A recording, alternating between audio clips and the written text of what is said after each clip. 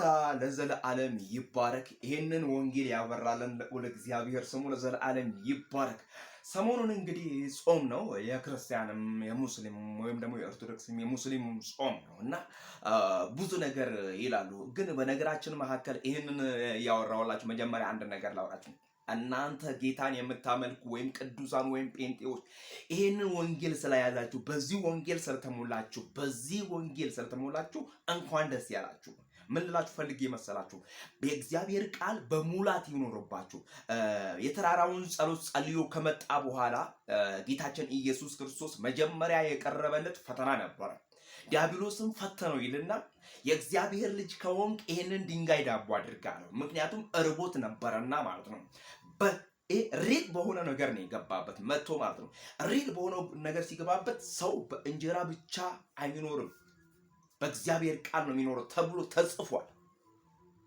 ወድቀህ ብትሰግድልኝ የዓለምን መንግስታት እሰጥሃለሁ፣ ሁሉን ነገር እሰጥሃለሁ ሲል ለጌታ ለአምላክህ ስገድ ተብሎ ተጽፏል ብሎ ቃል በቃል በእግዚአብሔር ቃል መለሰለት።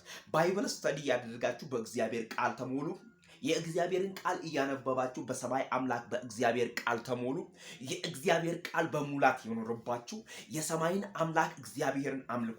ይሄንን ስታደርጉ የሚዋጓችሁ ወይም ደግሞ ሊከሷችሁ የሚመጡ የእግዚአብሔርን ቃል ስትናገሩ ሹልክ ብን ብለው ይጠፋሉ። ምክንያቱም የእግዚአብሔርን ቃል ዲያብሎስ የእግዚአብሔርን ቃል የዲያብሎስ ልጆች የእግዚአብሔርን ቃል የጨለማው ልጆች አይችሉትም። ምክንያቱም ቃሉ እሳት ነው፣ ቃሉ ሰይፍ ነውና የሆኑ ወዳጆቼ እንደዚህ አሉ። በኢየሱስ ክርስቶስ እኛ ኦርቶዶክሶች እንጾማለን፣ አሁን ሙስሊሞችም እየጾሙ ነውና እናንተ ጴንጤዎች አትጾሙም ማለት እንጾማለን አልኳቸው። ነገር ግን ስንጾም እኛ እንደ መጽሐፍ ቅዱስ ነው አልኩና ማቴዎስ 6 ላይ ያለውን ቃል አወራውላችሁ። ላንበብላችሁ። ማቴዎስ 6:16 ጀምሮ ላንበብላችሁ። እንዲህ ይላል መጽሐፍ ቅዱስ የእግዚአብሔር ቃል ሲናገር ስትጾሙ ይላል 16 ላይ ስትጾሙ እንደ ግብዞች አትጾሙ፣ ለሰዎች እንደ ጦመኛ ሊታዩ ፊታቸውን ያጠፋሉና እውነት እላችኋለሁ ዋጋቸውን ተቀብለዋል። ከየት? ከሰዎቹ ወይም ደግሞ ይጾማሉ ብለው ከሚጠብቁ ከሚያወራላቸው ሰዎች ይቀበላሉ።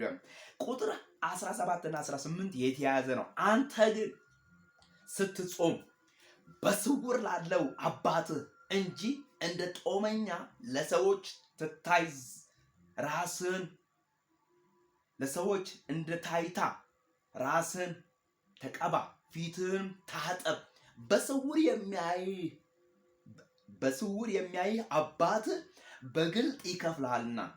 ብልና ዝገት በማያጠፉት ሌቦች ቆፍረው በሚሰርቁበት ዘንድ ለአንተ በምድር ላይ መዝገብን አትሰብስብ።